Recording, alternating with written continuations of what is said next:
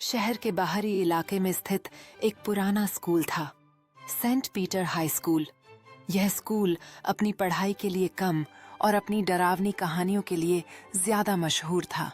कहा जाता था कि सालों पहले वहां एक लड़की की रहस्यमयी मौत हो गई थी और तब से स्कूल में अजीब घटनाएं होने लगीं।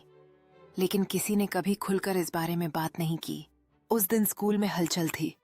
बारिश हो रही थी, लेकिन यह कोई आम बारिश नहीं थी।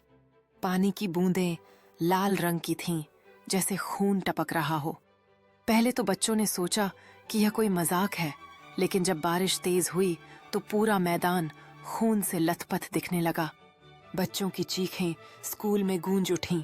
टीचर ने तुरंत स्कूल के दरवाजे बंद करवा दिए, लेकिन खिड़कियों से भी वही लाल बारिश अंदर आने लगी। कुछ बच्चों के हाथों पर बूंदें गिरीं और उनकी त्वचा पर अजीब जलन होने लगी। डर के मारे सब अपनी अपनी सीटों पर सिकुड़ गए।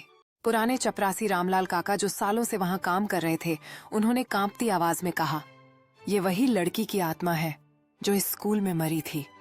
हर साल बरसात के पहले दिन वो अपने साथ हुए अन्याय का बदला लेने आती है। बच्चों की आंखों में डर साफ झलक रहा था। तभी बिजली कड़कड़ाई और एक खिड़की अचानक खुल गई। हवा के झोंके के साथ एक छाया अंदर आई। सफेद लहराता दुपट्टा, बिखरे बाल और लाल चमकती आंखें, जैसे किसी ने सच में मौत को देख लिया हो। प्रिंसिपल सर ने कांपते हुए कहा, ये लड़की 20 साल पहले गायब हो गई थी, लेकिन उसका शव कभी नहीं मिला। अचानक स्कूल के पुराने रजिस्टर की किताबें हवा में उड़ने लगीं और एक पन्ना सबके सामने आ गिरा। उसमें लिखा था, राधिका 15 साल लापता, आखिरी बार साइंस लैब में देखी गई थी।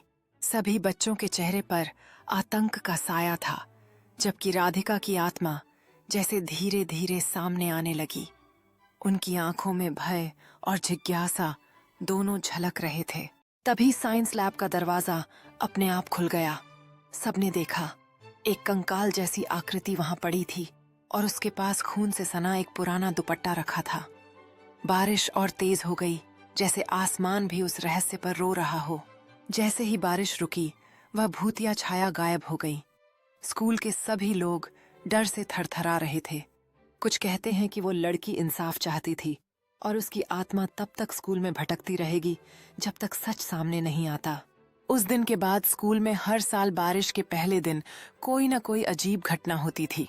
कुछ लोगों ने देखा कि कभी-कभी एक लड़की की परछाई स्कूल के गलियारों में घूमती नजर आती थी, और तब से कोई भी उस स्कूल में बरसात के मौसम में देर तक रुकने की हिम्मत नहीं करता।